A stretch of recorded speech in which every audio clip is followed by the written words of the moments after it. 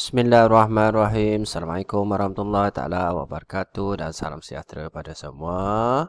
Okey, hari ini cikgu nak bincang satu soalan insurans Okey, yang cikgu nak highlight dekat sini ialah penalti insurans lah. Okey, tapi sebelum tu kita recall balik apa yang kita dah belajar.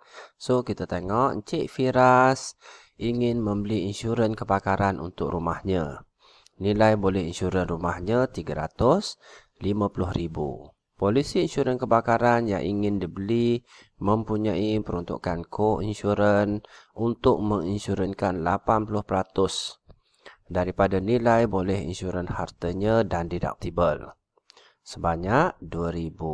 Okey, so kita tengok soalan biasa soalan favorite hitung jumlah insurans yang harus dibeli.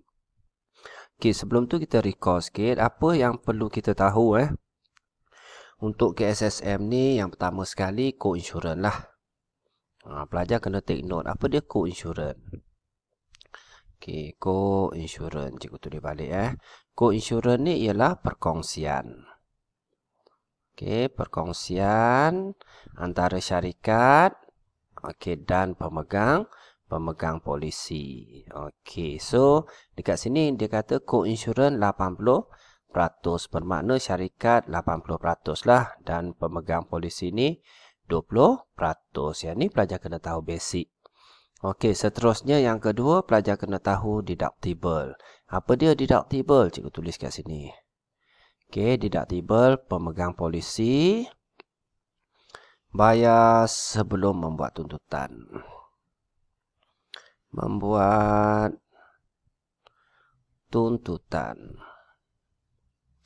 Okey, atau pampasan lah, Okey, dua perkara basic pelajar kena tahu. Okey, kita tengok soalan yang pertama. Hitung jumlah insurans yang harus dibeli. So, yang harus dibeli ni yang syarikat tanggung ni lah, 80. So, 80 per 100 darab dengan nilai boleh insurans rumahnya RM350,000. Okey, so kita kira. Tekan kalkulator. 80 per 100. Okey, darab dengan RM350,000.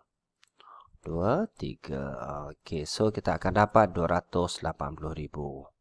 RM280,000. Okey, dekat sini pelajar perasan tak? Rumah dia boleh insurans RM350,000. Tapi syarikat hanya akan tanggung RM280,000 je.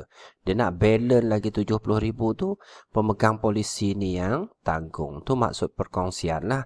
Okey, settle soalan A. Kita pergi kepada soalan B. Okey, rumah Encik Firas telah mengalami kebakaran dan jumlah kerugian sebanyak RM25,000. Okey, so kerugian RM25,000. Okey, hitung pampasan. So, sekarang ni dia nak bayaran pampasan lah yang akan diterima oleh Encik Firas kat sini Cikgu betulkan sikit. Minta maaf. Encik Firas. Okey, jika dia menginsurankan rumahnya pada jumlah insurans yang harus dibeli. Okey, so berapa pampasan? Okey, first kali pelajar take note formula dululah. Formula ni pelajar kena hafal lah. Sebab formula ni tidak diberi Pampasan. Okey, sama dengan insurans yang dibeli bahagi dengan insurans yang harus dibeli. Okey, darab dengan kerugian tolak dengan deductible. Okey, tolong hafal formula ni. Okey, so kita tengok soalan yang pertama.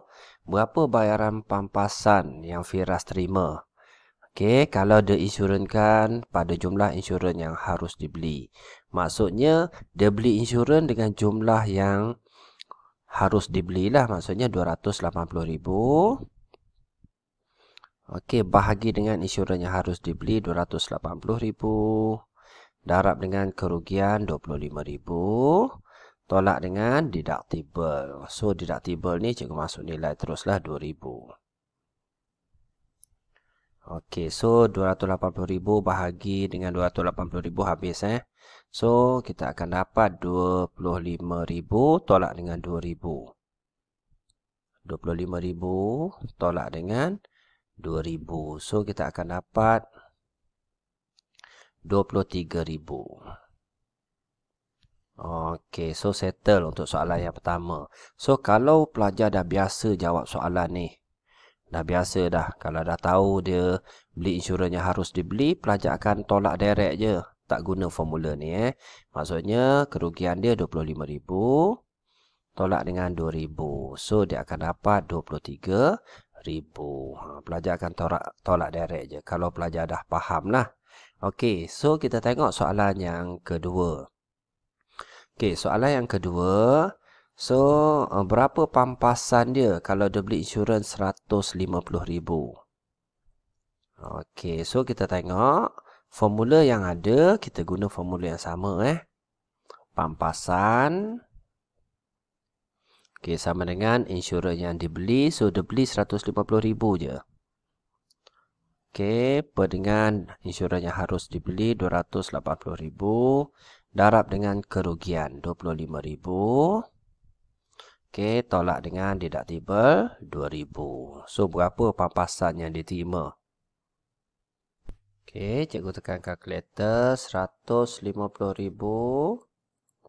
50 tu 2, 3. Okey. Per dengan 280,000.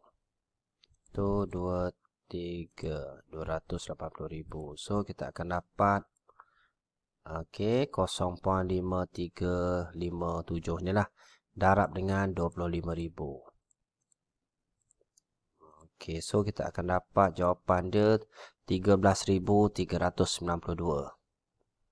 13,392.86.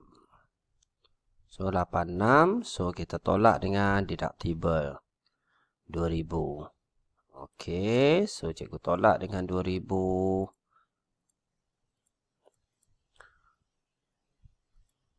Okey, kita akan dapat 11,392. 11,392.86 juga 86.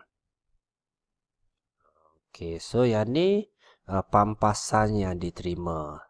Sebab soalan dia tanya hitung bayaran pampasan. So pampasan yang diterima kalau dia beli insurans banyak ni 150,000. Okey, lepas kira pampasan, seterusnya hitung penalti. Okey, so penalti ni pelajar kena highlight betul-betul So penalti ni mestilah jumlah kerugian. So cikgu tulis balik. Okey, penalti. Ini kerugian dia 25,000. So dia rugi 25,000 ditolak dengan bukan tolak dengan pampasan ni, dia tolak dengan nilai ni. Okey, sebelum dia tolak deductible 25,000 tolak dengan 13,392.86. So dia akan dapat penalti dia. So cikgu kira 25,000. Okey, tolak dengan 13,392.86.